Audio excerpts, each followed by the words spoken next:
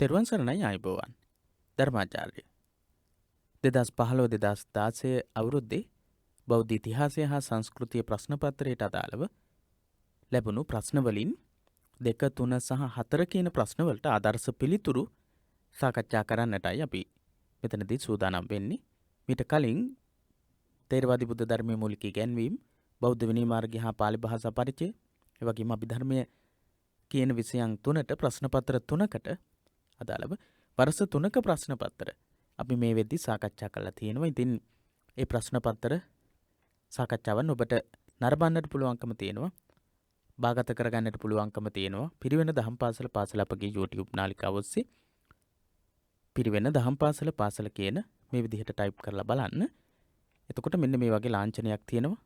ඒ ලාංඡනයේ උඩ ක්ලික් කරන්න. එතකොට ඔබ පිටුවකට යොමු වෙනවා. ඒ පිටුවේ ප්ලේලිස්ට් එකේ තියෙනවා සියලුම කොටස්, ඒ වගේම පාඩම් සාකච්ඡා කරන ලද කොටස්.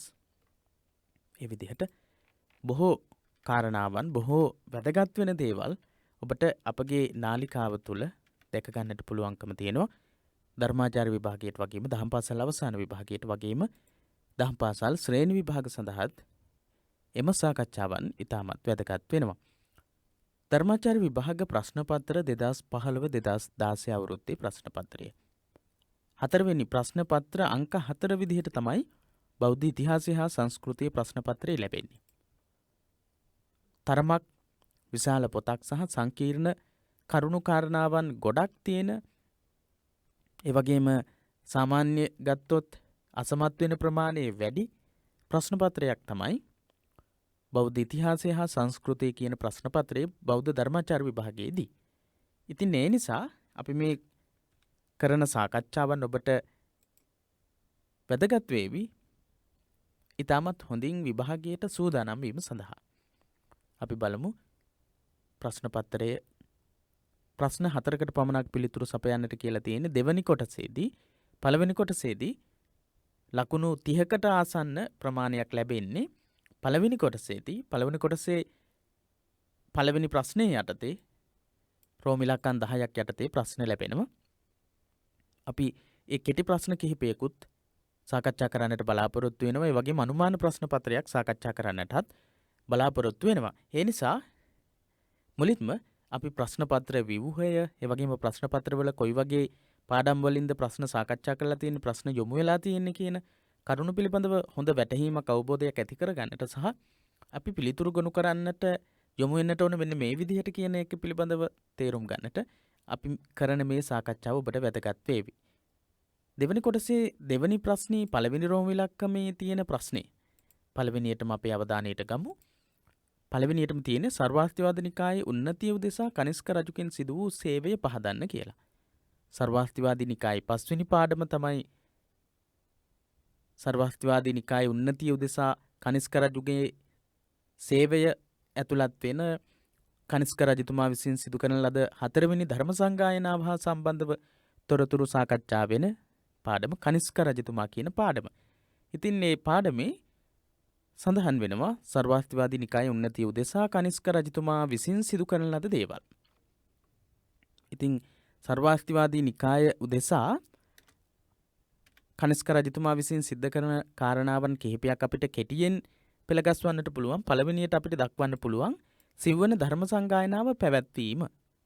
සිව්වෙනි ධර්ම සංගායනාව පැවැත්වීම. ඊළඟට අපිට තවත් කාරණාවක් දක්වන්නට පුළුවන් විභාෂා ග්‍රන්ථ සම්පාදනයේට අනුග්‍රහය දැක්වීම.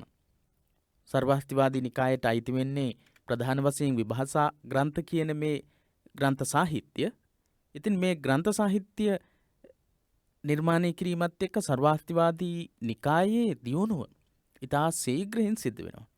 එතකොට ඒ වගේම තමයි සිව්වෙනි ධර්ම සංගායනාවත් සර්වාස්තිවාදී නිකායික ධර්ම සංගායනාවක් විදිහට තමයි බොහෝ විචාරකයෝ සඳහන් කරන්නේ. එහෙනම්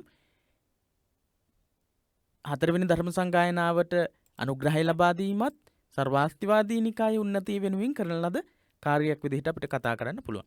ඒ වගේම තමයි විභාෂා ග්‍රන්ථ සම්පාදනයේට අනුග්‍රහය දැක්වීම කිව්වට පස්සේ සර්වාස්තිවාදී නිකායට අයිති ග්‍රන්ථ සම්පාදනය කිරීම සඳහා අනුග්‍රහය ලබා දුන්නේ කනිස්ක රජතුමා. ඒ විතරක් නෙවෙයි දාර්ශනික බෞද්ධ පඬිවරු ඒකරාශී කරගෙන ක්‍රියා කිරීම. විශාල දාර්ශනික පඬිවරු බෞද්ධ පඬිවරු පිරිසක් ඒකරාශී කරගෙන ක්‍රියා කරන්නට යෙදුණා. සර්වාස්තිවාදී නිකායික අදහස් මතිමතාන්තර දරන්නට යෙදුණු දාර්ශනික පඬිවරු ඒකරාශී කරගෙන කනිෂ්ක රජතුමා ක්‍රියා කළා. ඒකත් සර්වාස්තිවාදී නිකායේ උන්නතිය උදෙසා හේතුවක් බවට පත් වුණා. ඉතින් ඒ විදිහේ කරුණු අපිට ගෙනහැර දක්වන්නට පුළුවන්. ඒ වගේම තමයි විශේෂ වශයෙන්ම සර්වාස්තිවාදී නිකායික ධර්ම සංගායනාවක් වෙච්ච සර්වාස්තිවාදී ධර්ම සංගායනාව සිව්වෙනි ධර්ම සංගායනාව පැවැත්වීමේදී ඒකට හේතුව බවට පත් වුණේ විවිධ පරස්පර විරෝධී අදහස් දරපු භික්ෂුන් වහන්සේලා ඒ කාලවකවානුව වෙනකොට හිටියා. ඒ පරස්පර විරෝධී භික්ෂුන් වහන්සේලා හිටපු නිසා කනිෂ්ක රජතුමා මොකද කරන්නේ? යම්කිසි ආකාරයක නිර්මලත්වයක් බුදුදහම තුළ ඇති කරන්නට ඕන කියලා කල්පනා කරනවා. එහෙම කල්පනා කරලා රජතුමා ඒ කාලේ හිටපු පාර්ශව තෙරුන් වහන්සේ ළඟට ගිහිල්ලා උන්වහන්සේට මේ බව ප්‍රකාශ කරනවා. ඒ වගේම රජතුමාගේ අදහසට එකඟත්වය දක්වපු පාර්ශව තෙරුන් වහන්සේ වසුමිත්‍ර තෙරුන් වහන්සේ සමගත් මේ පිළිබඳව කතා කරනවා, සාකච්ඡා කරනවා. ඊට පස්සේ තමයි කාශ්මීරයේදී ධර්ම සංගායනාවක් පැවැත්වීම සඳහා ක්‍රියා කරන්නේ. එහෙනම් පළවෙනි ධර්ම සංගායනාව පැවැත්වීමේදී කනිෂ්ක රජතුමා, හතරවෙනි ධර්ම සංගායනාව පැවැත්වීමේදී කනිෂ්ක රජතුමා තමයි පාර්ශව තෙරුන් වහන්සේ, වසුමිත්‍ර තෙරුන් වහන්සේ සමග ඒකරාශී වෙලා මූලිකත්වය අරගෙන, ප්‍රමුඛත්වය අරගෙන කටයුතු කරපු රජතුමා බවට පත් වෙන්නේ. ඒක සර්වාස්තිවාදී නිකායේ උන්නතිය උදෙසා හේතුවක් වුණා. ඒ වගේම තමයි සර්වාස්තිවාදී නිකායික ඉගැන්වීමක් විදිහට, එහෙම නැත්නම් සර්වාස්තිවාදී නිකායික සංගායනාවක් විදිහට සිව්වෙනි ධර්ම සංගායනාව බොහෝ පඬිවරු පිළිගන්නවා. රජතුමා පූර්ණ සහාය ප්‍රදානය කරනවා මේ ධර්ම සංගායනාවට. ඊට විවිධ නිකායික භික්ෂුන් වහන්සේලා 500 නමක් සහභාගී වුණා කියලා සඳහන් වෙනවා. කනිෂ්ක රජතුමා විසින් සංවිධානය කරපු සංගායනාවට සහභාගී වෙච්ච පිරිසගෙන් වැඩි දෙනා සර්වාස්තිවාදීන් බව සඳහන් වෙනවා. ඒ තුලිනුත් එහෙනම් හතරවෙනි ධර්ම සංගායනාවට අනුග්‍රහය දැක්වීම නිසා සර්වාස්තිවාදී නිකායට යම් තමන්ගේ සහයෝගය ලබා දීම කියන කාරණා. ඊළඟට අපි කතා කළොත් විභාෂා ග්‍රන්ථ, විනය විභාෂා ශාස්ත්‍ර, උපදේශ ශාස්ත්‍ර, අභිධර්ම ශාස්ත්‍ර, විභාෂා ශාස්ත්‍ර කියන මේ විනය සූත්‍ර සහ අභිධර්ම කියන තුන සඳහා විස්තරාත්මක ආඛ්‍යාන අටකථා සම්පාදනය කිරීමක් සිද්ධ වුණා සර්වාස්තිවාදී නිකාය වෙනුවෙන් හතරවෙනි ධර්ම සංගායනාවට සමගාමී. එතකොට සර්වාස්තිවාදී නිකායික ධර්ම සාහිත්‍ය ගොඩනැගීමේදී කනිෂ්ක රජතුමාගේ අනුග්‍රහය, කනිෂ්ක රජතුමාගේ දායකත්වය අපිට කතා කරන්නට පුළුවන්. ඒ වගේම තමයි සර්වාස්තිවාදී නිකායික ධර්ම සංගායනාව පැවැත්වීමෙන් අනතුරුව කනිෂ්ක රජතුමා සංගායනාව අවසානයේ කනිෂ්ක රජතුමා එම ග්‍රන්ථ තඹපත්තිරුවල ලියවලා සෙල්මුවා මංජුසාවල බහා ඒ සඳහාම තනවන ලද ස්තූපයක තැන්පත් කරවීම සර්වාස්තිවාදී නිකායට අයිති මේ ධර්ම සාහිත්‍ය විනාශයට පත් නොවන විදිහට රජතුමා කටයුතු කරලා තියෙනවා. ඒ වගේම තමයි එම ධර්ම ග්‍රන්ථ ආරක්ෂා කරන ලෙසත් මිත්‍යා ලබ්ධිකයන් විසින් රටින් පැහැරගෙන යාමට ඉඩ නොලැබෙන ලෙසත් යක්ෂයන් අනකරවා රැකවරණ සැලසූයේ. එසේම ඉගෙනීමට අවශ්‍ය කෙනෙකුට කාශ්මීර දේශයෙන් බැහැර නොකොට එහිදීම ඒවා පරිහරණය කිරීමට ඉඩ ප්‍රස්තාව සලසන ලද. සර්වාස්තිවාදී නිකායික ඉගැන්වීම් ඇතුළත් වෙච්ච මේ විභාෂා ශාස්ත්‍ර, විභාෂා ග්‍රන්ථ සම්පාදනය කළා විතරක් නෙමෙයි. කනිෂ්ක රජතුමා මෙම විභාෂා ශාස්ත්‍ර, විභාෂා ග්‍රන්ථ ආරක්ෂා වීම සඳහා, ආරක්ෂා කිරීම සඳහා විශාල මෙහෙවරක් කටයුතු රාශියක් සිදු කරනවා. ඒ කටයුතු ඇසුරු කරගනිමින් අපිට කතා කරන්නට පුළුවන්කම තියෙනවා කනිෂ්ක රජතුමා විසින් සර්වාස්තිවාදී නිකායේ උන්නතිය උදෙසා කරන ලද කටයුතු මොනවද කියලා කතා කරන්නට, සාකච්ඡා කරන්නට පුළුවන්. ඊළඟට දෙවැනි රෝම ඉලක්කම යටතේ තියෙන ප්‍රශ්නය, කනිෂ්ක පාලන සමයේදී කළ සංගායනාවේදී කීර්තිදර ලේඛකයෙකු වූ අශ්වඝෝෂ හිමියන්ගෙන් සැලසුණු සේවය විස්තර කරන්නට කියලා කියන්නේ.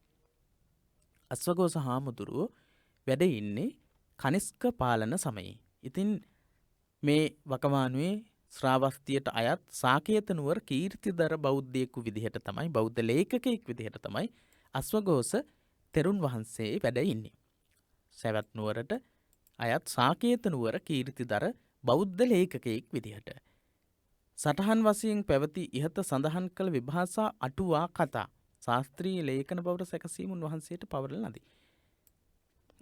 විභාෂා ශාස්ත්‍ර විභාෂා ග්‍රන්ථ අපි සඳහන් කරන්නට යෙදුණු විනය විභාෂා උපදේශ ශාස්ත්‍ර අභිධර්ම විභාෂා කියන මේ අභිධර්ම විභාෂා ශාස්ත්‍ර කියන සර්වාස්තිවාදී නිකායට අයිති සියලුම ග්‍රන්ථ සම්පාදනය කිරීම සඳහා සැකසීම සඳහා ලේඛන බවට පත් කිරීම සඳහා පැවරුණේ අසගොස හාමුදුරුවන් වහන්සේට. මේ සඳහනින් ඔබට පැහැදිලි වෙනවා ඇති සටහන් වශයෙන් පැවති විභාෂා අටුවා කතා ඉහතින් සඳහන් කළ කියන එක අපි අයින් කරමු. සටහන් වශයෙන් පැවති විභාෂා කියලා කියන්නේ අටුවා කතා ශාස්ත්‍රීය ලේඛන බවට සැකසීම උන්වහන්සේට පවරන ලදී. මේ අටුවා කතා එහෙනම් ලේඛන බවට සැකසීමේ වගකීම පැවරුණේ කාටද? අසගොස හාමුදුරුවන් වහන්සේට. උන්වහන්සේගේ කාර්යභාරය කොච්චරක්ද කියලා අපිට ඒ තුලින්ම පැහැදිලි කරගන්නට පුළුවන්. ඒ වගේම තමයි මේ එක් එක් ග්‍රන්ථයක් ශ්ලෝක ලක්ෂයකින් සමන්විතයි. ශ්ලෝක ලක්ෂයකින් යුක්තයි. සංස්කෘත භාෂාවෙන් තමයි මේ විභාෂා ග්‍රන්ථ රචනා කරලා තියෙන්නේ. ශ්ලෝක ලක්ෂයක් තියෙනවා. එහෙනම් අසගොස හාමුදුරුවන් වහන්සේගේ දැනුම් සම්භාරය කොයිතරම්ද කියන එක පිළිබඳව අපිට කතා කරන්නට සාකච්ඡා කරන්නට පුළුවන්කම තියෙනවා. පද්ධති බන්ධනය කරලා විනය විභාෂා උපදේශ ශාස්ත්‍ර අභිධර්ම ශාස්ත්‍ර මේ කියන සියලුම කොටස් ත්‍රිපිටකයට අයිති කොටස් වෙනමම සටහන් විදිහට තිබුණු දේවල් වෙනමම ධර්ම සාහිත්‍යයක් විදිහට නිර්මාණය කරන්නට කොයිතරම්නම් ප්‍රඥාවක් කොයිතරම්නම් අවබෝධයක් වැටහීමක් ධර්මයේ පිළිබඳව විනය පිළිබඳව ඒ වගේම අභිධර්මයේ පිළිබඳව තිබෙන්නට ඕනද?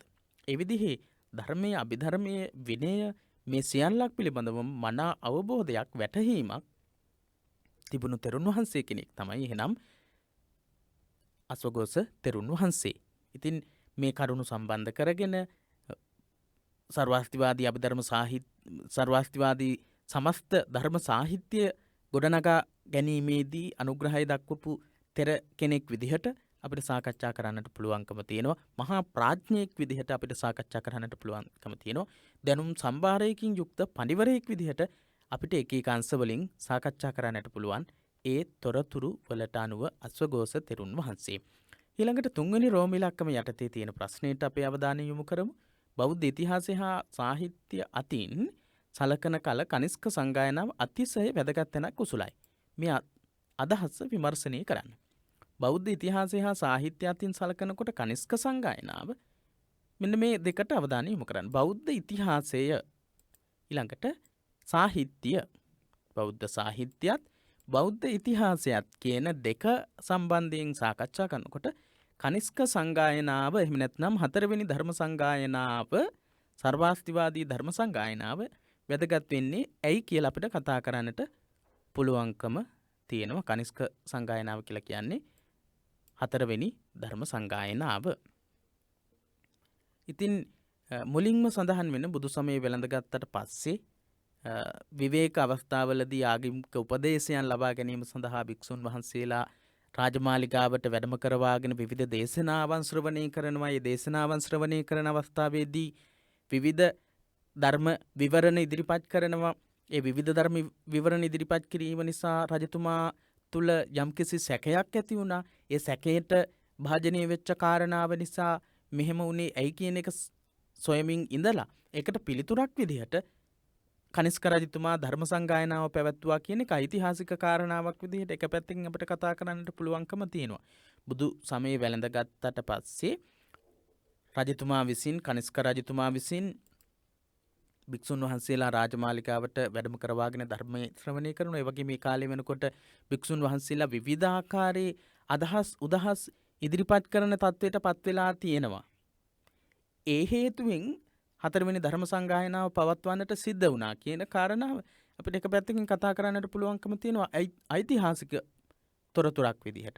ඓතිහාසිකව ගත්තම ඉතිහාසයේදී කනිෂ්ක රජතුමාගේ කාලය වෙනකොට විවිධාකාරයේ මතිමතාන්තර දරපු විවිධාකාරයේ නිකායක භික්ෂූන් වහන්සේලා ඉඳලා තියෙනවා. උන්වහන්සේලා විවිධ ධර්ම විවරණ ඉදිරිපත් කරලා තියෙනවා. ඒ తත්වය මඟහරවා ගැනීම සඳහා ඒ తත්වය තුළ තිබුණු යම් යම් අඩුපාඩුකම් සකස් කිරීම සඳහා කනිස්ක රජතුමා ඒ අනුව ඓතිහාසික වූ 4 වෙනි ධර්ම සංගායනාව සර්වස්තිවාදී සංගායනාව පවත්වන්නට යෙදුනා කියන කාරණාව ඓතිහාසික කාරණයක් විදිහට ගලපලා සාකච්ඡා කරන්නට පුළුවන්. ඒ වගේම තමයි මේ කාරණාවම තවත් අපි සූක්ෂම විදිහට කතා කළොත් සාකච්ඡා කළොත් කනිස්ක රජතුමාගේ කාලය වෙනකොට භික්ෂුන් වහන්සේලා විවිධ නිකායික බෙදීම් වලට බෙදිලා තිබුණා. බෙදිලා හිටියා කියලා කතා කරන්නට පුළුවන් ඓතිහාසිකව. මේ පරස්පරතාව වටහාගත් රජතුමා විවිධ නිකායක පරස්පර විරෝධී මත නිරාකරණය කොට බුදුවදන එහි පෙර පැවති උත්තරීතර තත්වයට යලි නගා සිටවීමටද ත්‍රිපිටක ධර්මයේ ඒ නිකායගත පිළිගත් ප්‍රතිපත්ති මත විස්තර කිරීමට ගත්ත තීරණයක් විදිහට දක්වන්නට පුළුවන්කම තියෙනවා. ත්‍රිපිටක ධර්මයේ ඒ නිකායගත පිළිගත් ප්‍රතිපත්ති මත විස්තර කිරීමට අවස්ථාවක් ලබා දීම ඓතිහාසිකව සිද්ධ වෙනවා 4 වෙනි ධර්ම සංගායනාවේදී. ත්‍රිපිටක ධර්මයේ ඒ නිකායික මතිමතාන්තර වලට අනුව ප්‍රතිපත්ති වලට අනුව විස්තර කරන්න අවස්ථාවක් ලබා දෙනවා. ඒ වගේම තමයි ඓතිහාසිකව ගත්තොත් එහෙම කනිස්ක රජතුමා මෙන්න මේ කියන පාරසව තෙරුන් වහන්සේ වසුමිත්‍ර තෙරුන් වහන්සේ වැනි පඬිවරු කාශ්මීරයේ කියන ප්‍රදේශයේදී ඒ කාලවකවානුවේ හිටපු පඬිවරු මේ පඬිවරු ඒ වගේම තමයි කාශ්මීරයේදී මේ ධර්ම සංගායනාව පැවැත්ුණා කියන කාරණේ බොහෝ ග්‍රන්ථවල ඓතිහාසිකව සඳහන් වෙලා තියෙන කාරණයක්. ඒ වගේම තමයි ඓතිහාසිකව කනිස්ක රජතුමාගේ කාලේ හිටපු ඉතා ප්‍රසිද්ධ පඬිවරු විදිහට මෙන්න මේ පාර්ශව තෙරුන් වහන්සේ වසුමිත්‍ර තෙරුන් වහන්සේ වගේ පඬිවරු සඳහන් කරන්නට පුළුවන්. ඒක ඓතිහාසික කාරණාවක් විදිහට අපිට දක්වන්නට පුළුවන්. ඒ වගේම තමයි කාශ්මීරයේදී ධර්ම සංගායනාව පැවැත්වීම කියන කාරණේ රජතුමා පූර්ණ සහාය ප්‍රදානය කරනවා මේ ධර්ම සංගායනාවට. ඊට විවිධ නිකායක භික්ෂුන් වහන්සේලා 500 නමක් සහභාගී වුණා කියලා සඳහන් වෙනවා. ඓතිහාසිකව ගත්තොත් විවිධ නිකායික භික්ෂුන් වහන්සේලා සහභාගී වුණා කියන කාරණාවත් ඓතිහාසිකව අපිට දක්වන්නට පුළුවන්. ඒ වගේම තමයි ඓතිහාසික මේ වශයෙන් ගත්තොත් කනිස්ක රජතුමාගේ කාලේ පැවැත්වෙච්ච සංගායනාව සර්වාස්තිවාදී නිකායික සංගායනාවක් කියන එක ඓතිහාසික ඉතිහාසගත තොරතුරු වලින් සනාථ වෙනවා. ඒකත් එහෙනම් ඉතිහාසගත තොරතුරක් විදිහට අපිට දක්වන්නට පුළුවන්කම තියෙනවා. ඊළඟට අපිට කියන්නේ ධර්ම සාහිත්‍ය. බෞද්ධ ධර්ම සාහිත්‍ය. බෞද්ධ ධර්ම සාහිත්‍ය අතින් ගත්තම මේ සංගායනාව වැදගත් වෙන්නේ කොහොමද කියන එක තමයි දෙවැනියට අපිට ඊළඟට කතා කරන්න තියෙන්නේ. මෙහිදී විනය සූත්‍ර හා අභිධර්මයේ යන ත්‍රිපිටක 3 සඳහා විස්තරාත්මක ආඛ්‍යාන ග්‍රන්ථ අටකතා සම්පාදනය කිරීම සිද්ධ වෙනවා. ඒ තමයි විනය විභාෂා ශාස්ත්‍ර, උපදේශ ශාස්ත්‍ර, අභිධර්ම විභාෂා ශාස්ත්‍ර කියන ග්‍රන්ථ. මේ සාහිත්‍ය කොයිතරම් විශාල සාහිත්‍යයක්ද කියන එක කතා කරනවා නම් ග්‍රන්ථයක් ශ්ලෝක ලක්ෂයකින් සමන්විතයි. එක ග්‍රන්ථයක් ශ්ලෝක ලක්ෂයකින්. ඒ තරම් විශාල ධර්ම සාහිත්‍යයක් තමයි කනිස්ක රජතුමාගේ කාලේ සිද්ධ වෙච්ච මේ ධර්ම සංගායනාව. ඒ වගේම තමයි මේ ධර්ම සංගායනාවෙන් සිද්ධ වෙච්ච විභාෂා ශාස්ත්‍ර සාහිත්‍ය රැක ගැනීම සඳහා සෙල්මුවා මංජුසාවල බහා තඹපත් ඉරුවල ලියවලා සෙල්මුවා මංජුසාවල බහා ස්තූපයක තැන්පත් කිරීමේ කාර්ය ඒකත් සාහිත්‍යාත්මක මේ වශයෙන් එම ග්‍රන්ථ එහෙම නැත්නම් ධර්ම සාහිත්‍ය සර්වාස්තිවාදී ධර්ම සාහිත්‍ය ආරක්ෂා වීම සඳහා සුරක්ෂිත වීම සඳහා කරන ලද කාර්ය භාරයක් විදිහට දක්වන්නට පුළුවන්. ඒ වගේම තමයි ඒ ධර්ම ග්‍රන්ථ ආරක්ෂා කර ගැනීම සඳහා කරන ලද කාර්ය වගේම මේ ධර්ම ග්‍රන්ථ පරිහරණයට ඉගෙනීමට අවශ්‍ය කෙනෙකුට කාශ්මීර දේශයට පැමිණිලා ඒවා පරිහරණය කරන්නට පුළුවන් තත්වයකට පත් කරලා තිබුණා. එහෙනම් සාහිත්‍යාත්මකව ගත්තොත් එහෙම ඒ ධර්ම සාහිත්‍යීන් අධ්‍යයනය කරන්නට පුළුවන් වටපිටාවක් සකස් කිරීමත් සිද්ධ වෙලා තියෙනවා 4 වෙනි ධර්ම සංගායනාවත් එක්ක. ඒ වගේම තමයි මෙම ධර්ම සංගීතයේදී ලියපු විභාෂා ග්‍රන්ථවල චීන පරිවර්තන අද වෙද්දී සුරක්ෂිතව පවතිනවා. ඒ නිසා ඒක බෞද්ධ ජනතාවට ඉතාමත් වැදගත් කාරණාවක්. ඒකට හේතුව තමයි විභාෂා ග්‍රන්ථ කියලා කියන්නේ සර්වාස්තිවාදී නිකායක ඉගැන්වීමක් වුණත් ඉතාමත් වටින දාර්ශනික බෞද්ධ ඉගැන්වීම්. ඇතුළත් වෙන සාහිත්‍යයක්. ඒ නිසා චීන පරිවර්තන විදිහට හෝ ඒ ධර්ම සාහිත්‍ය තාම පවතින එක වටිනා අවස්ථාවක් විදිහට දක්වන්නට පුළුවන්. ඒ වගේම තමයි මේ සාහිත්‍ය සංස්කෘත භාෂාවෙන් තමයි රචනා වුණේ. ධර්ම සාහිත්‍ය රචනා වුණේ. දැනට චීන බසින් තමයි ඉතිරි වෙලා තියෙන්නේ, ශේෂ වෙලා තියෙන්නේ. බෞද්ධ දර්ශනය පිළිබඳව විශ්වකෝෂයක් විදිහට තමයි සලකනු ලබන්නේ මේ විභාෂා ශාස්ත්‍ර විශ්වකෝෂයක්සේ උගත්තු සලකති. සංස්කෘත භාෂාවෙන් විරචිත විභාෂා ග්‍රන්ථ අතුරින් දැනට චීන බසින් ශේෂව ඇති අභිධර්ම මහා විභාෂාව. අභිධර්ම මහා විභාෂාව කියන ග්‍රන්ථය බෞද්ධ දර්ශනයේ පිළිබඳව විශ්වකෝෂයක් හා සමානයි කියලා තමයි බොහෝ දෙනෙක් පිළිගන්නේ. නම් ධර්ම සාහිත්‍යයේ තරම් වටින ධර්ම සාහිත්‍යයක් බවට පත් වෙලා තියෙනවා. ඉතින් මේ විදිහට අපිට සාකච්ඡා කරන්නට පුළුවන්කම තියෙනවා. හතරවෙනි ධර්ම සංගායනාවේදී සිද්ධ වෙන්නට යෙදුණු සංගායනාවේ සාහිත්‍යාත්මක වැදගත්කම. ඒ වගේම තමයි ඓතිහාසික වැදගත්කම පිළිබඳව සඳහන් කරද්දී බූස්ටෝන් කියන පණිවරයා සඳහන් කරන කාරණාවක් තියෙනවා. රහතුන් වහන්සේලා 500 නමක්, බෝධිසත්වවරු 500 දෙනෙක්, සාමාන්‍ය බුද්ධිමතුන් 250 දෙනෙක් හෝ දහසක් මේ සංගායනාවට සම්බන්ධ වුණා කියන කාරණය වැදගත් වෙනවා. රහතුන් වහන්සේලා 500 නමක්, බෝධිසත්වවරු 500 දෙනෙක්, සාමාන්‍ය බුද්ධිමත් පිරිස් 250 දෙනෙක් හෝ දහසක් කියන කාරණාව ඒකත් වැදගත් වෙන කාරණාවක් බවට අපිට දක්වන්නට පුළුවන්. හතරවෙනි ධර්ම සංගායනාවේ ඓතිහාසිකත්වයේ පිළිබඳව සාකච්ඡා කරද්දී. ඒ වගේම තමයි මේ සංගායනාවේදී ත්‍රිපිටකයම ලේඛනගත කළේද නොයසේ නම් ඊට පෙර ලේඛනගතව පැවති කොටස් සංශෝධනය කළේද යන් කියන එක පිළිබඳව තාරානාථ කියන තෙරුන් වහන්සේ තමන්ගේ කෘතියෙහි අදහස් පළ කරලා තියෙනවා කියන සඳහනක් තියෙනවා. ඉතින් ඔබට පැහැදිලි වෙන්නට ඇති හතරවෙනි ධර්ම සංගායනාව තුළ පවතින ඓතිහාසික තොරතුරු සහ සාහිත්‍යාත්මක අගය මොකක්ද කියලා. හොඳයි, ඊළඟට අපි තුන්වෙනි ප්‍රශ්නයට අවධානය යොමු කරමු. තුන්වෙනි ප්‍රශ්නේ අපි දෙවෙනි ප්‍රශ්නේ තමයි මෙච්චර වෙලා සාකච්ඡා කළේ.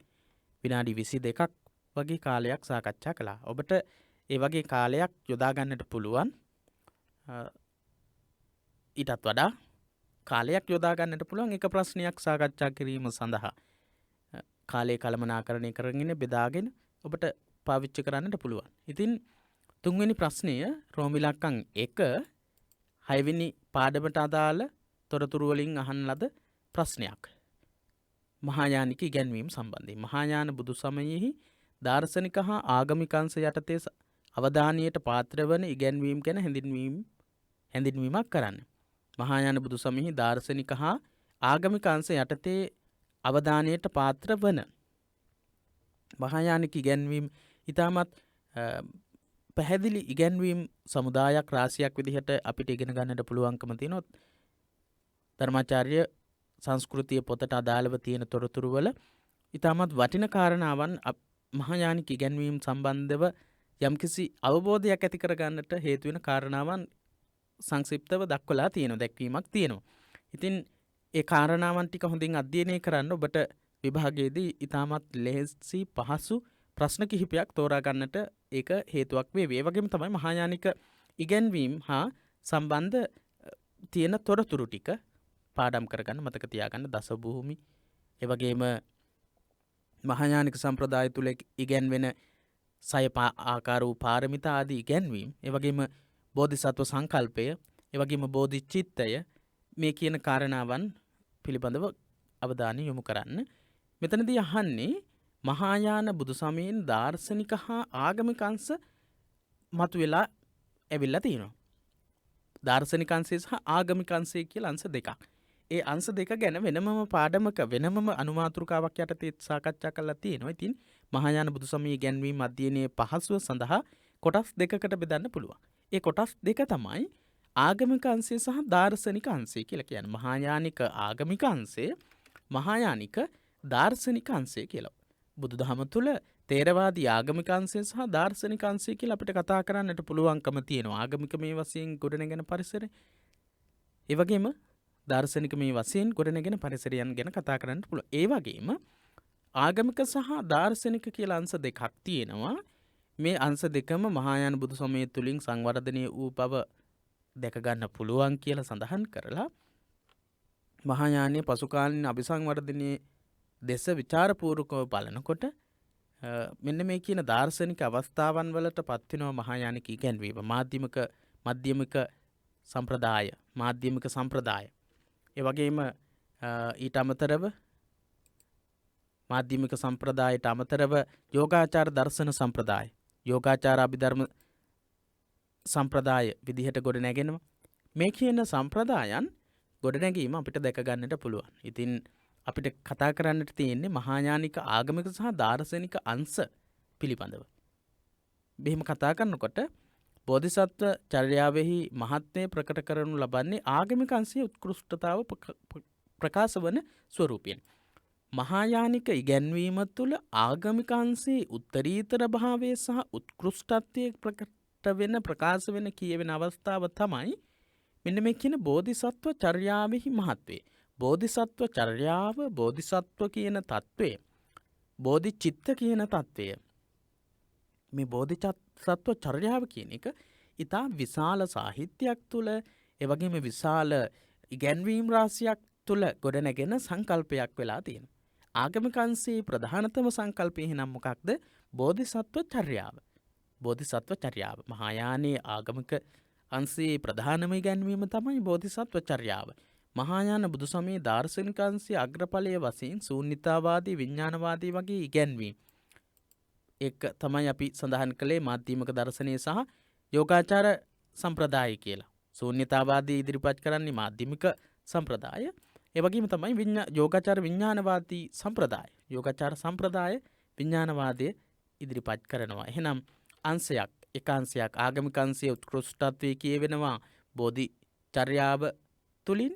ඒ වගේම දාර්ශනික අංශයට කෙරෙහි නැඹුරු වෙනකොට ශූන්‍යතාවාදී, විඥානවාදී වගේ ඉගැන්වීම් කතා කරන්න පුළුවන්. ඊළඟට අපි කතා කරනකොට ආගමික අංශේ බුද්ධ චරිතය, බුද්ධ වන්දනා, බුද්ධ ප්‍රතිමා වන්දනා, බෝධි වන්දනා, චෛත්‍ය වන්දනා, ප්‍රදක්ෂිනා, ආචාර විධි මේ වගේ විශාල ආගමික ඉගැන්වීම් රාශියක් තියෙනවා. බුද්ධ චරිතය, බුද්ධ වන්දනා, බුද්ධ ප්‍රතිමා වන්දනාව, බෝධි වන්දනාව, චෛත්‍ය වන්දනාව, ප්‍රදක්ෂිනා, ආචාර විධි කියන මේ ඉගැන්වීම්. ඒ වගේම තමයි අදීන් සැදුම්ලත් බව පෙනේ. ලලිත විස්තරය, සද්ධර්ම පුණ්ඩරීක සූත්‍රය, ජාතකමාලා, බෝධිචර්යාවතාර, ශික්ෂා සමුච්චය, මහාවස්තු ආදී ග්‍රන්ථ දෙස බලන කල පොදු මහජනතාවගේ චිත්තාකල්පයන්ට අනුගත පරිදි ආගමක අවශ්‍යතා පිරිමසාලීමට ප්‍රබල ප්‍රයත්නයක් දරා ඇති බව පෙනේ. මෙම ග්‍රන්ථ තුල ආගමික ඉගැන්වීම් තමයි ඇතුළත් වෙන්නේ. ලලිත විස්තරයේදී, සද්ධර්ම පුණ්ඩරීක සූත්‍රයේදී, ජාතකමාලා, බෝධිචර්යාවතාර, ශික්ෂා සමුච්චය, මහාවස්තු කියන මේ මහායානික ආගමික ග්‍රන්ථ. එහෙම නැත්නම් මහායානික ආගමික සංකල්ප පිළිබඳව වැඩිපුර සාකච්ඡා කරන, බුද්ධ චරිතය පිළිබඳව සාකච්ඡා කරන ග්‍රන්ථ තමයි මේ සඳහන් කළේ. ලලිත විස්තරය, සද්ධර්ම පුණ්ඩරීක සූත්‍රයේ, ඒ වගේම ජාතකමාලා, බෝධිචර්යාවතාර, ශික්ෂා සමුච්චය, මහාවස්තු කියන ඉගැන්වීම්. ඒ වගේම තමයි ආගමික සංකල්ප විදිහට බුද්ධ චරිතය, බුද්ධ වන්දනා, බුද්ධ ප්‍රතිමා වන්දනා මේ විදිහේ ආගමික චර්යාවන් මහායානික ඉගැන්වීම තුල තියෙනවා.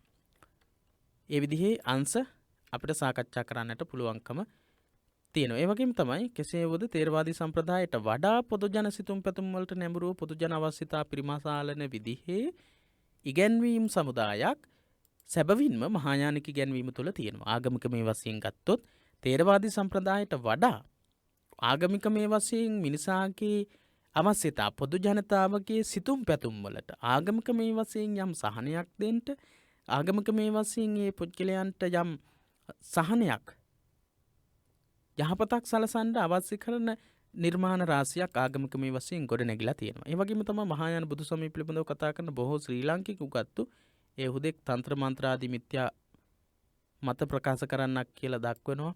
ඒ කාරණාව අපි මෙතනට සම්බන්ධ කරගන්නට අවශ්‍ය වෙන්නේ නැහැ. අපි කතා කරන්නේ බුදුදහමේ ආගමික සහ දාර්ශනික අංශය පිළිබඳව. ඊළඟට දාර්ශනික අංශය පිළිබඳව කතා කිරීමේදී අපිට කතා කරන්නට පුළුවන්කම තියෙනවා ආචාර්ය නාගාර්ජුන පාදයන් මහා යානී ව්‍යක්ත ප්‍රකාශ ප්‍රකාශයන් ඒ වගේම කෘති ඉදිරිපත් කරපු දාර්ශනික කෙනෙක් විදිහට ඒ වගේම තමයි මාධ්‍යමික දාර්ශනික ග්‍රන්ථ විදිහට සැලකෙනවා. සෘහුල් ලේඛා, බෝධිචර්යාවතාර, ශික්ෂා සමුච්චය, රත්නාවලී මේ වගේ ඉගැන්වීම් සමුදායක් පිළිබඳව අපිට කතා කරන්නට පුළුවන්කම තියෙනවා. මහායානික දාර්ශනික සංකල්ප පිළිබඳව ගොඩනැගිච්ච විවිධාකාරයේ ඉගැන්වීම්. ඒ වගේම අංග සම්පූර්ණ ආගමික සිතුවිලි පරපුරක්සේ නිගමනය කිරීම ඓතිහාසික සත්‍යයකි කියලා දක්වනවා. ඒ වගේම තමයි විශේෂයෙන්ම සාකච්ඡා කරන්නට පුළුවන්කම තියෙනවා මහායානික දාර්ශනික අංශය කතා කිරීමේදී දාර්ශනික අංශයේදී ප්‍රඥා පාරමිතා සූත්‍රය. ප්‍රඥා පාරමිතාවට මූලිකත්වයක් ලබා දීලා තියෙනවා. ඒ වගේම තමයි මහායානික දාර්ශනික අංශය ගැන කතා කරනකොට මාධ්‍යමික සම්ප්‍රදාය සහ යෝගාචාර දර්ශන සම්ප්‍රදාය කියන දෙක තමයි විශේෂ වශයෙන් අපිට කතා කරන්නට පුළුවන්කම තියෙන්නේ. මේ දෙකත් එක්ක ශූන්‍යතා සංකල්පය. ශූන්‍යතා සංකල්පය එහෙම නැත්නම් මාධ්‍යමික දර්ශනය තුළ ප්‍රඥාව පිළිබඳව කතා කරනවා. ඒ වගේම ශූන්‍යතාවය පිළිබඳව කතා කරනවා. ඒ වගේ ඉගැන්වීම් සමුදායක් මහායානික දර්ශන සම්ප්‍රදාය තුළ අපිට දකින්නට පුළුවන්. ඒ විදිහට මහායානික ආගමික සංකල්ප, මහායානික දාර්ශනික සංකල්ප මොනවද කියලා වෙන් කරලා දක්වමින් අපිට සාකච්ඡාව කරන්නට පුළුවන්. හොඳයි, ඊළඟට මහායාන බුදු සමයෙහි ඉගැන්වෙන බෝධිචිත්තය ගැන හැඳින්වීමක් කරන්න කියලා කියන්නේ. මහායාන බුදු සමයෙහි ඉගැන්වෙන බෝධිචිත්තය ගැන. ඒ තරම් අපහසු කාරණාවක් නෙවෙයි.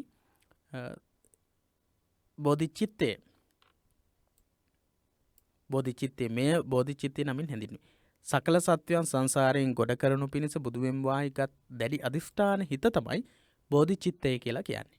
බෝධිචිත්තය බුද්ධත්වයට පත්වීම සඳහා ගන්නා වූ ලබා ගන්නා වූ අධිෂ්ඨාන සිතුවිල්ල. තේරවාදී සම්ප්‍රදායේ නම් නියත විවරණ ලබා ගන්න අවස්ථාව විදිහට තමයි දැක්වෙන්නේ. ඉතින් නියත විවරණ ලබා ගන්න අවස්ථාව හා සමානයි මේ බෝධිචිත්තය ඇති කරගන්න අවස්ථාව. එතකොට ඒ බෝධිචිත්තය ඇති කරගත්ත බෝධිසත්වවරයා තමයි පස්සේ කාලයේදී සියලුම තමන්ගේ ජීවිත කැපවීමෙන් ජීවිතය පූජා කරමින් ජීවිතයේ සමස්ත ජීවිතයම අනිත් අය වෙනුවෙන් කැප කරමින් බුද්ධත්වයේ සඳහා පෙරම් පුරන්නේ. ඒ බුද්ධත්වයේ සඳහා පෙරම් පුරන්නට අදහස ඇති කරගත්ත කෙනා තමයි ඒ ඇති කරගත් අදහස තමයි බෝධිචිත්තය කියලා කියන්නේ. බුදු බව ප්‍රාර්ථනා කරන සියලු බෝසත්වරු මේ බෝධිචිත්තයෙන් යුක්ත වෙති. බුදු බව පිණිස ප්‍රථම මාර්ගය වන්නේද මේ බෝධිචිත්තයයි.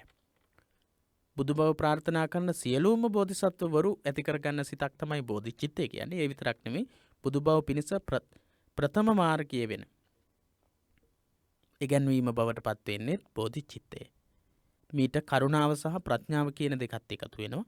කරුණාව සහ ප්‍රඥාව කියන දෙක එකතු වුණාම තමයි බෝධිචිත්තය සාක්ෂාත් කරගන්නට පුළුවන් කියන ඉගැන්වීම මහායානික ඉගැන්වීමේ දකින්නට තියෙනවා. ඒ වගේම තමයි සාන්තිපා දේවපාදයන්ගේ බෝධිචර්යාවතාරයේදී බෝධිචිත්තය ගැන රමණීයාකාරයේ විස්තරයක් දකින්නට පුළුවන්. මේ බෝධිචිත්තය ලෝකයාගේ මරණ දුක නැති කිරීමේ රසායනයකි, ලෝකයාගේ දුකී බව නසන ක්ෂය නොවන නිධානයකි ඒ විදිහට සඳහන් කරනවා. ඒ වගේම ලෝකයාගේ ව්‍යාධීන් සංසිඳුවන උතුම් බෙහෙතකි, සංසාර නැමැති දීර්ඝ මාර්ගයේහි ඇවිදින ලෝකයාගේ විඩා සංසිඳුවන වෘක්ෂයකි. ඒ විදිහට බෝධිචිත්තය හා සම්බන්ධව සාන්තිදේවපාදයන් විසින් ඉදිරිපත් කරලා තියෙන තොරතුරුත් කිහිපයක් අනිවාර්යයෙන්ම මතකෙහි තබා ගන්න. දුගති නැමැති මුහුදින් එතර කරන හේන් සියලු මගීන් එතර වීමට සුදුසු ඒ දණ්ඩකි. ලෝකයාගේ කෙලෙස් නැමැති ග්‍රීස්මය සංසිඳුවන බෝධිචිත්ත නැමැති චන්ද්‍රයා උදා විය. ලෝකයාගේ මෝහාන්ධකාරයේ දුරින් දුරලන මහා සූර්යයකි.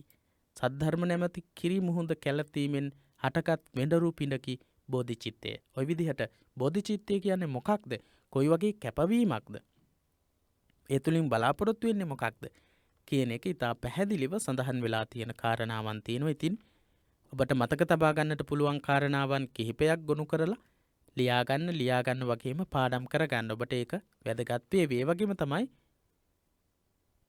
බෝධිසත්වවරයා බෝධිචිත්තයෙන් යුක්තව මේ විදිහටත් කටයුතු කරනවා. අනාථානා මහං නාත සාර්ථවාහස්ච යායිනා පාරේ පූසානාංච නවභූත සේතු සංක්‍රම ඒවච මේ විදිහට මම අසරණයන්ට සරණ වෙමි, මඟ පිළිපන්න වුණට සාර්ථ වාහකේ ගැල්කරුවෙක් වෙමි, ගංගා ආදීන් පරතර යනු කැමතියනට නැවක් වෙමි, එතර වුණු කැමතියනට හේයක් ඒ දණ්ඩක් වෙමි.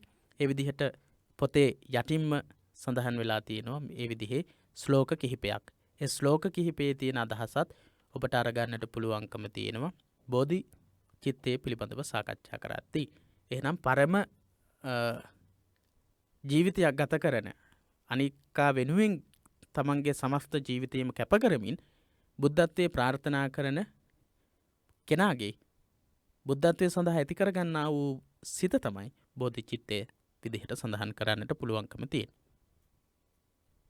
ඊළඟට මහාඥානික සංකල්පයේ තුලම තියෙන අමිතාභ බුදුන් ආශ්‍රිතව පවත්න ඇදහිලි හා විශ්වාස ගැන සමාලෝචනයක් කරන්නට කියන ප්‍රශ්නේ අමිතාභ බුදුරජාණන් වහන්සේ ආශ්‍රිතව පවතින විශ්වාස සහ සමාලෝචනය. මහාඥානික ඉගැන්වීමේ තියෙන එක් බුද්ධ සංකල්පයක් තමයි අමිතාභ කියන බුදුරජාණන් වහන්සේ. විශේෂයෙන්ම අමිතාභ බුදුරජාණන් වහන්සේ වෙත පවතින ගෞරවාදර භක්තිය කරන කොටගෙන විමුක්තිය ලද හැකි කියන දෘෂ්ටිය මහායානික නිකාය කිහිපයකම ඉදිරිපත් වෙලා තියෙනවා. අමිතාභ බුදුරජාණන් වහන්සේ වෙත පවතින ගෞරවාදර භක්තිය කරන කොටගෙන විමුක්තිය ලබා ගන්නට පුළුවන් කියන අදහස. ඒ අනුව තමයි බොහෝ මහායානික රටවල මහායානික බෞද්ධයන් නමෝ අමිත බුත්සු යන පාඨය ජප කිරීම දකින්න පුළුවන්. නමෝ අමිත බුත්සු කියන එහෙම නැත්නම් නමෝ අමිතාභ කියන ප්‍රකාශය නැත්නම් නමෝ අමිත බුත්සු කියන ප්‍රකාශය අපිට දකින්නට පුළුවන්. අමිතාභ බුදුන්ගේ නම ජප කිරීම මගින් විමුක්තිය ලබා ගන්න පුළුවන් කියලා අදහස් කරන හඟින අය තමයි මේ අමිතාභ බුදුරජාණන් වහන්සේ පිළිබඳ විශ්වාසය ඇති කරගත්ත පිරිස.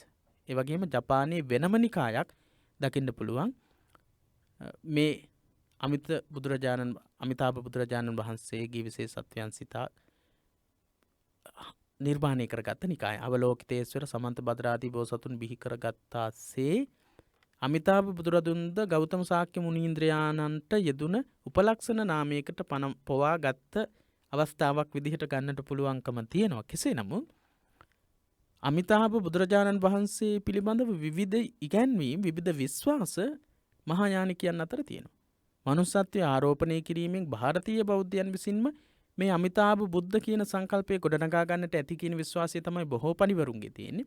මුලදී අමිතාභ බුදුන්ට වැදගත් තැනක් හිමි වෙලා නැහැ. පස්සේ කාලෙදී තමයි අමිතාභ බුදුරජාණන් වහන්සේට එවැනි තැනක් ලැබිලා තියෙන්නේ. ඉන්දියාවේදී අමිතාභ බුදුන්ට උසස් ලෙස සැලකූ අයුරක් දක්නට ලැබෙන්නේ නැහැ.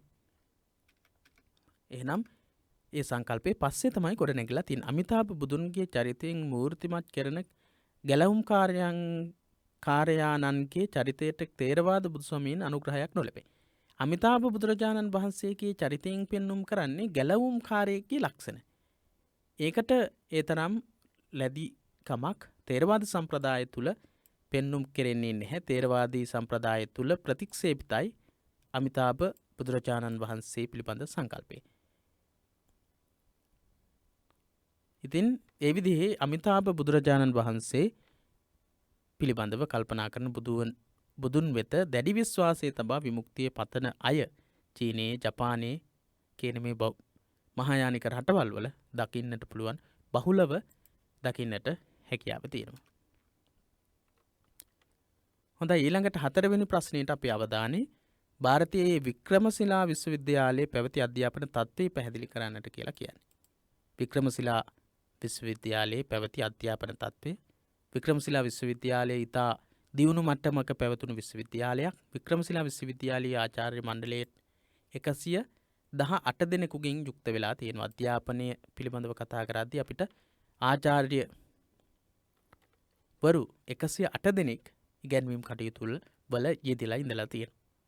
වෙනත් පරිපාලන විධායක කටයුතු සඳහා ආචාර්යවරුන් හා සමපුද්ගලයන් 6 දෙනෙක් ඉඳලා තියෙනවා. ආචාර්ය වරුන් හා සමාන වූ සමපුද්ගලයෝ 6 දෙනෙක් ඉඳලා තියෙනවා.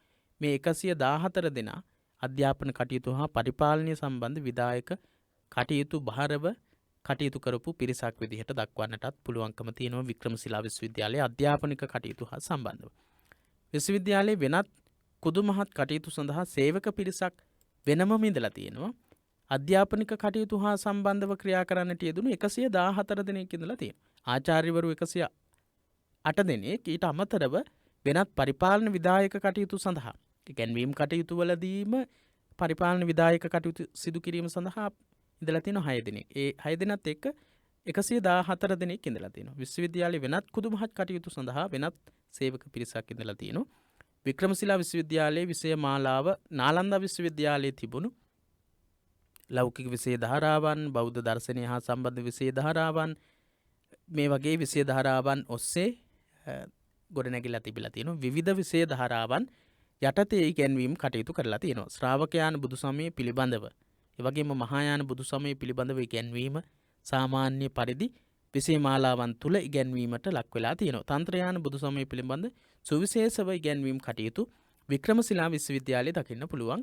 තන්ත්‍රයාන බුදු සමය පිළිබඳ ඉගැන්වීම. ඒ වගේම වික්‍රමශිලාවේ විශේෂ තැනක් තන්ත්‍රයානයේ බුදු සමයට හිමි වුණා කියන කාරණය නැවතත් සඳහන් වෙන්නේ. එබැවින් ආචාර්යවරුන්ගේ ශිෂ්‍යයන්ගේත් විශේෂ අවධානය හා සැලකිල්ල ඒ කෙරෙහි යොමු වෙලා තියෙනවා. තන්ත්‍රයාන කෙරෙහි, තන්ත්‍රයාන බුදු සමය කෙරෙහි ගුරුවරුන්ගේ සහ ශිෂ්‍යයන්ගේ අවධානය යොමු වෙලා තියෙනවා. මේ නිසා තන්ත්‍රයාන බුදු සමය පිළිබඳ විශේෂඥ ගුරුවරුන් ඉඳලා තියෙනවා වික්‍රමශිලා විශ්වවිද්‍යාලයේ. වික්‍රමශිලා විශ්වවිද්‍යාලයේ තන්ත්‍රයානය හා සම්බන්ධ සුවිශේෂත්වයක් දරපු බොහෝ ආචාර්යවරු ඉඳලා තියෙනවා. ඔවුහු සිය මතවාද සනාථ කරලීම සඳහා තාන්ත්‍රික ග්‍රන්ථකරණයෙහි නියැලුණහ. ගොඩක් වෙලාවට මේ ආචාර්යවරු තාන්ත්‍රික ග්‍රන්ථ නිර්මාණය කිරීමටත් යොමු වෙලා තියෙනවා. ඒ වගේ අධ්‍යාපනික තත්ත්වයක් තමයි වික්‍රමශිලා විශ්වවිද්‍යාලයේ පැවතිලා තියෙන්නේ. හොඳයි, ඊළඟට දෙවැනි රෝම ඉලක්කම, හතරවෙනි ප්‍රශ්නයේ දෙවැනි රෝම ඉලක්කම. මෙම විශ්වවිද්‍යාලයේ ප්‍රවේශ පරීක්ෂණයේ බාර වූ ද්වාර පඬිතුවරු හඳුන්වා ඔවුන්ගේ කාර්ය භාරය පැහැදිලි කරන්නට කියලා කියන්නේ. ඉතින් මේ විශ්වවිද්‍යාලයේ පිළිබඳව කතා කරද්දී නාලන්දා විශ්වවිද්‍යාලයේ වගේම ප්‍රධාන දේශන ශාලා විදි කරලා තිබිලා තියෙනවා.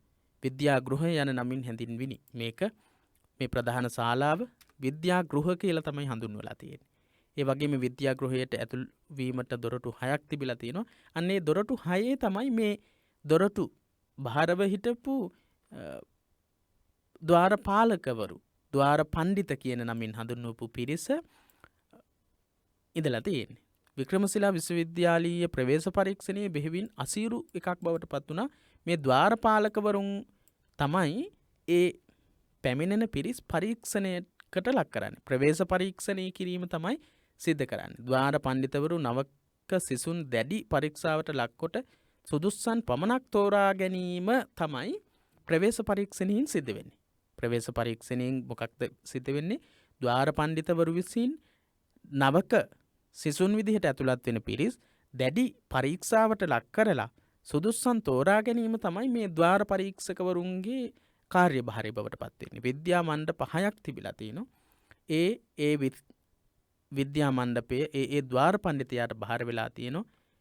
ඒ වගේම තමයි ඒ ද්වාර වල ඉඳලා තියෙන පඬිවරු තමයි මේ රත්නාකර සාන්ති පෙරදිග දොරටුවත්, වාගීස්වර කීර්ති බටහිර දොරටුව, නරෝපා උතුරු දොරටුව, ප්‍රඥාකරමති දකුණු දොරටුව, රත්න වජ්‍ර පළමුවෙනි දොරටුව, ඥානත්ශ්‍රී මිත්‍ර දෙවෙනි දොරටුව කියන මේ පඬිවරු ද්වාර භාර නිලධාරීන් විදිහට කටයුතු කරලා තියෙනවා.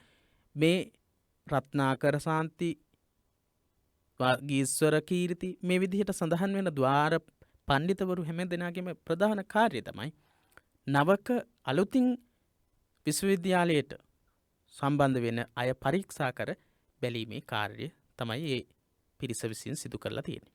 හොඳයි. ඊළඟට වික්‍රමශිලා විශ්වවිද්‍යාලයෙහි අධිපති භාවී ඉසිලු ශ්‍රී ඥාන හෙවත් අතීස හිමියන් ගැන හැඳින්වීමක් කරන්න කියන ප්‍රශ්නය ලකුණු ලැබෙනවා 6ක්. ඉතින් 10 වෙනි පාඩමට අදාළවයි මේ ප්‍රශ්නයත් අහන්නේ. වික්‍රමශිලා විශ්වවිද්‍යාලයෙහි අධිපති භාවයේ ඉසිලු ශ්‍රී ඥාන හෙවත් අතීස හිමියන් ගැන හැඳින්වීමක් කරන්නට කියලා කියන්නේ 2015-2016 අවුරුද්දේ 4 වෙනි ප්‍රශ්නේ 3 වෙනි රෝම ඉලක්කම යටතේ අහන ප්‍රශ්නේ අතීස කියන හිමියන්. වික්‍රමශිලා විශ්වවිද්‍යාලයේ අධිපති භාවයේ උසුලන්නට යෙදුණු වික්‍රමශිලා විශ්වවිද්‍යාලයේ දියුණු මට්ටමකට අරගත්ත තෙරුන් වහන්සේ කෙනෙක් තමයි අතීස කියලා කියන්නේ. වික්‍රමශිලා විශ්වවිද්‍යාලාධිපති පදවිය හෙබ වූ විශ්වවිද්‍යාලයාධිපතීන් වහන්සේලා අතරින් දීපංකර ශ්‍රී ඥාන නොහොත් අතීස දීපංකර ශ්‍රී ඥාන කියන නමත් අනුවර්ත නාමයක් තියෙනවා.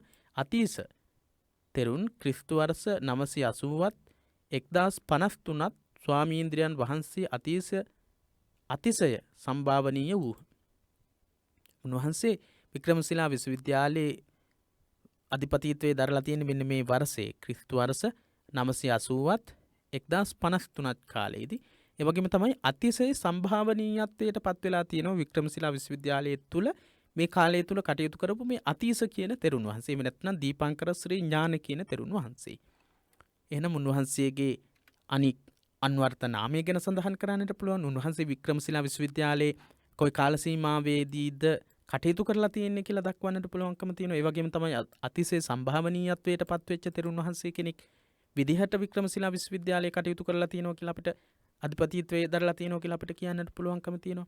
උන්වහන්සේගේ කීර්තිය බෞද්ධ රටවල් සියල්ලෙහිම පැතිර ගිහිල්ලා තියෙනවා.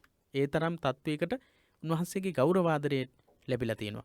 ටිබෙට් රටේ බෞද්ධයෝ අතිශ හිමිපාණන්ට සුවිශේෂ ගෞරවාදරයක් දක්වනවා. ඒකට හේතුව සියලුම රටවල් වල අතීස තෙරුන් වහන්සේගේ ගෞරවය පැතිරලා තිබුණා. දීපංකර ශ්‍රී ඥාන තෙරණුවන්ට ටිබෙට් රටට වැඩම කරන ලෙස කීපවරක්ම ආරාධනය කරනු ලබලා තියෙනවා. එහෙත් උන්වහන්සේ වික්‍රමශිලාව දියුණු කරන තෙක් ටිබෙට් රටට යෑම ප්‍රමාද කරලා තියෙනවා. උන්වහන්සේගේ පාලන කාල සීමාව තුලදී වික්‍රමශිලාව මහත් අභිවෘද්ධියට පත් වෙලා තියෙනවා. විවිධ රටවල් වල කීර්තියට පත් වෙලා තියෙනවා. වික්‍රමශිලාවෙහි දීප්තිමත් කාල පරිච්ඡේදයේ විදිහට සැලකෙන්නේ අතීස තෙරුන් වහන්සේ විසින් අධිපතිත්වයේ දරන ලද කාල සීමාව. ඓතිහාසික තොරතුරු අනුව මෙකල වික්‍රමශිලාව නාලන්දා විශ්වවිද්‍යාලයේ අභිබවා තිබුණු තත්ත්වයට පත් වෙලා තියෙනවා. අතීස තෙරුන් වහන්සේ කටයුතු කරන කාලය තුල නාලන්දා විශ්වවිද්‍යාලයත් අභිබවල යන තත්ත්වයට පත් වෙලා තියෙනවා. ඒ තරම් දියුණුවකට පත් වෙලා තියෙනවා. ටිබෙට් ජාතික ස්වාමින් වහන්සේගේ ආරාධනාව පරිදි ක්‍රිස්තු වර්ෂ 1038 දී දීපංකර ශ්‍රී ඥාන ස්වාමීන්ද්‍රයන් වහන්සේ ටිබෙට් දේශයට වැඩම කරලා තියෙනවා. උන්වහන්සේ 15 වසක් ටිබෙට් රටෙහි ධර්ම දූතේ සේවාවේ යෙදිලා තියෙනවා කියලා සඳහන් වෙනවා. හොඳයි. අපි අද දවසේදී සාකච්ඡා කරන බව සඳහන් කරන්නට යෙදුනේ ප්‍රශ්න 4යි. මේ ප්‍රශ්න 4 තමයි අපි ඒ ආකාරයෙන් කතා කරන්නට සාකච්ඡා කරන්නට යෙදුනේ. බොහෝ සවිස්තරාත්මකව අපි මෙතනදී සාකච්ඡා කරනවා. පළවෙනි ප්‍රශ්න පත්‍ර සාකච්ඡාව නිසා දෙවෙනි තුන්වෙනි ප්‍රශ්න පත්‍රවලදී අපි බොහෝ කරුණු සාකච්ඡා කරන්නේ නැහැ. අවශ්‍ය මඟ පෙන්වීම, අවශ්‍ය උපදෙස් ලබා දෙනවා. ඉතින් මේ උපදෙස් වලට අනුව මඟ පෙන්වීම වලට අනුව ඔබට පුළුවන් විභාගයට සූදානම් වෙන්න. ඒ වගේම පාඩම් කියවද්දී මොන වගේ කාරණාවන් වලට අවධානය යොමු කරන්නට ඕන කියන දැනීම ඇති කරගන්නට පුළුවන්කම තියෙනවා. ඒ වගේම තමයි ප්‍රශ්නයකට පිළිතුරු ගොනු කර ගැනීමට අවශ්‍ය දැනුම ඇති කර ගැනීම හැකියාව තියෙනවා. මේ කියන බොහෝ දේවල් ඔබට ප්‍රශ්න පත්‍ර සාකච්ඡාවන් නැරඹීම තුළින් ඇති කරගන්නට පුළුවන්කම තියෙනවා. හොඳයි. එහෙමනම් ඊට වඩා සාකච්ඡාව දීර්ඝ කරන්නට බලාපොරොත්තු වෙන්නේ නැහැ. ධර්මාචාර්ය 2015-2016 අවුරුද්දේ ප්‍රශ්න පත්‍රයේ සඳහා ආදර්ශ පිළිතුරු සාකච්ඡාවන් අප විසින් සිදු කරන්නට යෙදුනේ. ඔබට පුළුවන්කම තියෙනවා තවත් බොහෝ කාරණාවන් එකතු කරගන්නට. ඒ වගේම අනවශ්‍ය අපි දක්වන කාරණාවන් ඇතුළත් නොකර මේ ප්‍රශ්නෙට අදාළවම කාරණාවන් ඔබට පුළුවන්කම තියෙනවා ප්‍රශ්න වලට පිළිතුරු සැපීමේදී ගොනු කරගන්නට. අපි ප්‍රශ්න පත්‍ර සාකච්ඡාවක් නිසා බොහෝ කාරණාවන් අමතර කාරණාවන් ප්‍රශ්න වලට අමතර කාරණාවන් ඔබට දැනුවත් විය යුතු කාරණාවන් සිහිපත් කරනවා. ඒ නිසා ඔබට පුළුවන්කම තියෙනවා ප්‍රශ්න පත්‍රයට පිළිතුරු සැපීමේදී ප්‍රශ්න වලට අදාළවම පිළිතුරු ගොනු කරමින් සාර්ථකව ප්‍රශ්න පත්‍රයට පිළිතුරු සපයන්නට. හොඳයි. එහෙමනම් පිරිවෙන දහම් පාසල අපගේ YouTube නාලිකාව ඔස්සේ ධර්මාචාර්ය 2015-2016 වර්ෂයේ බෞද්ධ ඉතිහාසය හා සංස්කෘතිය ප්‍රශ්න පත්‍රයෙන් ආරම්භ කරන සාකච්ඡාව 2019 වර්ෂයේ ප්‍රශ්න පත්‍රයේ දක්වාම සාකච්ඡාවන් විදිහට කොටස් වශයෙන් සිදු කරනවා. ඒ සියලු සාකච්ඡාවන් වලට සම්බන්ධ වෙන්නට කියලා සිහිපත් කරමින් සමුගන්නවා. තෙරුවන් සරණ ප්‍රාර්ථනා කරමින්